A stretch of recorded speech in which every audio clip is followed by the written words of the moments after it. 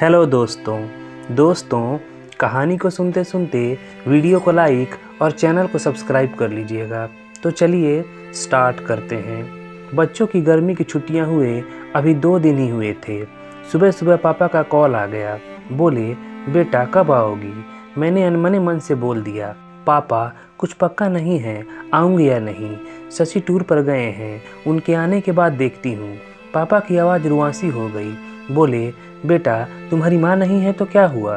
तुम्हारा मायका तो है और मैं तो हूँ। शशि से बात करो और जल्दी आ जाओ। मैं जी पापा के आगे कुछ बोल नहीं पाई। जब तक माँ थी उनसे फ़ोन पर ढेरों बातें करती थी। साल में एक बार गर्मी की छुट्टियों में मैं पूरे 15 दिन के लिए मायके जाती थी। वह सुख किसी जन्नत से कम नहीं होता था। बच्चों से ज़्यादा मुझे गर्मी की छुट्टियों का इंतज़ार रहता था। पर जब से माँ गई है मेरा मायके जाने का मन ही नहीं करता। ऐसा लगता है जैसे मेरा मायका ही ख़त्म हो गया है। एक सूनापन, एक खालीपन सा मेरी ज़िंदगी में भर गया था। पापा एकदम शांत स्वभाव के थे और कम बोलते थे, पर सबकी ज़रूरत का पूरा ध्यान रखते थे। ऐसा नहीं कि मैं पापा से प्यार नहीं करती थी, पर बचपन से मैं माँ के ज़्यादा करीब थी, या यूँ कहूँ कि वे मेरे दिल के सबसे ज़्यादा करीब थी। अपने सारे सुख दुख एक सहेली की भांति मैं उनसे साझा करती थी। आज सुबह सुबह पापा का कॉल आया तो मैं उन्हें मना नहीं कर पाई। पापा का दिल रखने के लिए शशि से बोलकर अगले हफ्ते के ही टिकट करवा लिए और पहुंच गई मायके। जैसे ही दरवाजे पर पहुंची माँ की याद आ गई। ऐसा लगा जैसे वह अभी बाहर निकल कर मुझे गले लगा लेंगी। सोचकर आंखें भर आई, किंतु आज माँ की जगह पापा बाहें फैलाए मेरा इंतजार कर रहे थे। सालों बाद पापा को गले लगाकर खूब रोई। पापा ने अपने आंसू छुपाते हुए प्यार से मेरे सिर पर हाथ फेरा तो दिल थोड़ा हल्का हो गया। बहुत दिन बाद पापा को देखा, कमज़ोर लग रहे थे। वैसे तो भाई भाभी और पापा सभी मेरा बहुत ध्यान रख रहे थे। बच्चे तो अपने खेल और मस्ती में व्यस्त हो गए थे, पर ना जाने क्यों मेरी नज़रें हर पल माँ को ही ढूंढती थी।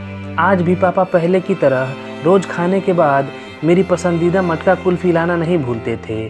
भाई भी बच्चों को कभी पार्क, कभी चिड़ियाघर तो कभी बाजार घुमाने ले जाता था। भाभी भी रोज़ मुझसे पूछकर मेरी पसंद का खाना बनाती थी।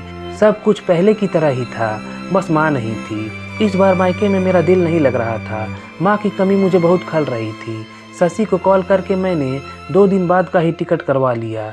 सबने मुझे रोकने की बहुत कोशिश की, पर मैं नहीं मानी। देखते ही देखते मेरे जाने का समय आ गया। आज शाम की ट्रेन से मेरी घर वापसी थी। मैंने सामान पैक करके रख लिया था, बस पापा का इंतज़ार कर रही थी। पापा ना जाने सुबह से बिन बताए कहाँ चले गए थे। उनका मोबाइल भी नहीं लग रहा था। मन घबरा रहा था, बिना बताए गए कहाँ। इधर मेरी ट्रेन का समय भी होता जा रहा था। समझ नहीं आ रहा था कि क्या करूँ। तभी पापा का कॉल आया।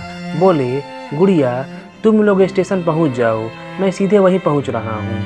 हम लोग स्टेशन पहुँच गए। ट्रेन सही समय पर थी। पापा स्टेशन पर हमारा इंतज़ार कर रहे थे। उनके हाथ में एक बॉक्स था। उन्होंने बॉक्स मुझे देते हुए गले लगाया और बोले, इसे ही लेने गया था इसलिए देर हो गई, संभाल कर रखो। मैंने आश्चर्यचकित होते हुए पूछा, इसमें क्या है? पापा की आंखें भर आई। अपने आंसू पोंछते हुए बोले, तुम्हारी माँ का प्यार। कुछ समझती तभी ट्रेन आ गई। हमें ट्रेन में बैठाकर पापा और भाई ने विदा कर दिया। मेरी नज़रों से ओझल होने तक पापा वहीं खड़े होकर हाथ हिलाते रहे। मैं भी एकटक खिड़की से उन लोगों को निहारती रही। तभी बेटे ने आवाज़ दी और मेरे हाथों में एक चिट्ठी थमाते हुए कहा, मम्मी नाना जी ने यह आपके लिए दिया है। मैंने तुरंत चिट्ठी खोली। मेरी प्यारी गुड़िया रानी, सदा खुश रहो। जब तक तुम्हारी माँ थी तुम्हारी हर छोटी बड़ी बात का ख्याल वही रखती थी। मैं जानता हूँ कि मैं तुम्हारी माँ की जगह तो नहीं ले सकता, पर उनकी कमी को पूरा करने की कोशिश तो कर ही सकता हूँ।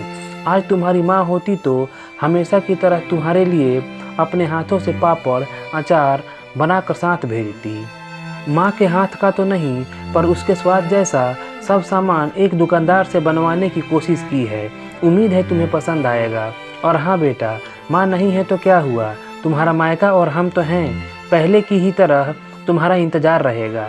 ढेर सारे प्यार और आशीर्वाद के साथ, तुम्हारे पापा। पत्र पढ़ते पढ़ते मेरी आंखों से आंसू बहने लगे। सहसा मेरे मुंह से निकल आया, आई लव यू पापा। बात छोटी सी थी, पर उसमें अथाह प्यार समाहित था। यह सिर्फ मैं ही महसूस कर सकती थी। मायके से घर आए 1 महीना बीत गया था। अब पापा से रोज एक बार कॉल करके मम्मी की तरह घंटों बातें करती हूँ। आशा करता हूँ दोस्तों कहानी पसंद आई होगी। धन्यवाद।